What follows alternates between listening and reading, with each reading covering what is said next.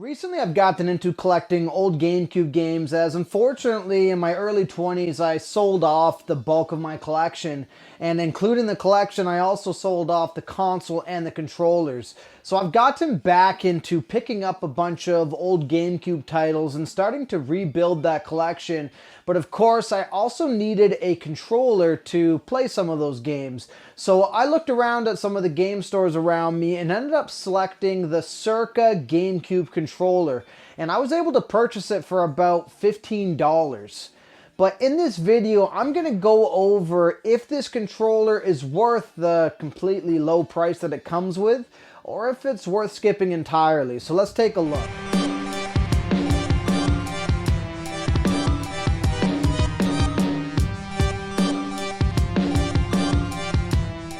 So to start out of the box, it's pretty straightforward. This is a GameCube knockoff controller essentially, and you get an instruction manual kind of showing you what each button does, but there's not really a lot to the unboxing of the controller itself.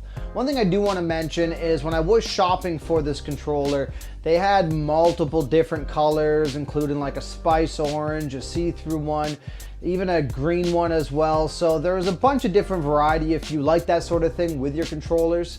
Now, getting to the controller itself, just feeling it out of the box, one of the things I did notice immediately is that the joystick on the thumbstick seems a little crooked. And that seemed to have been a theme for all of the ones that I saw on display. However, of course, I took the chance because like I said earlier, this is a $15 controller. Now, I am happy to report that in using the controller in the games, the thumbstick actually works really well and does feel quite smooth. However, if you move on to the rest of the controller itself, I can't say the same. The buttons themselves feel incredibly stiff. They don't have that smooth pressing like you felt with the authentic GameCube controller.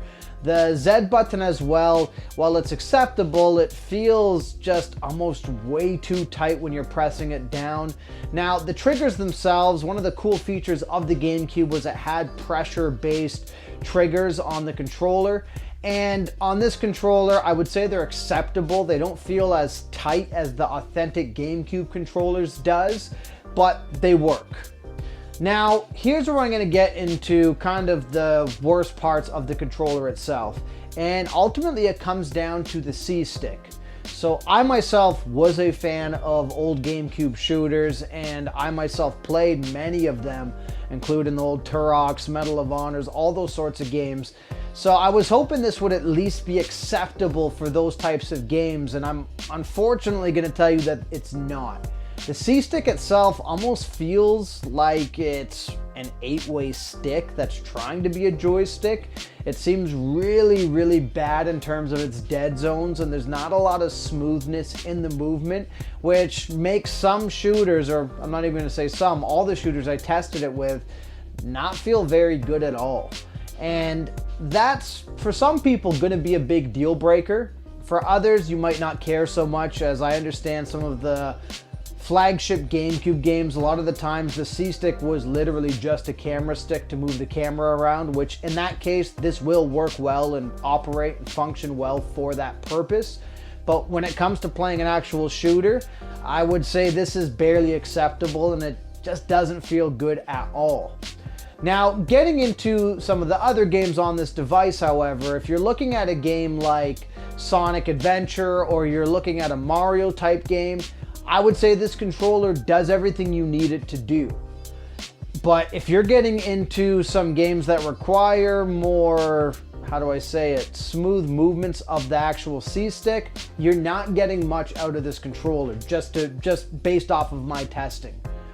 And another thing I also want to mention is because the buttons are so stiff, playing fighting games on this, while they work, they're acceptable, and I can play them, I could see some people who are into like a Smash Brothers, for example, finding this controller to be way too stiff to properly perform their movements. Now, I do want to set the expectation, I did not test Smash Brothers with this controller, but I did play a couple other fighters like Soul Calibur 2, and I could see some people using this controller and not liking the tactile feel of the tightness and the stiffness of the buttons.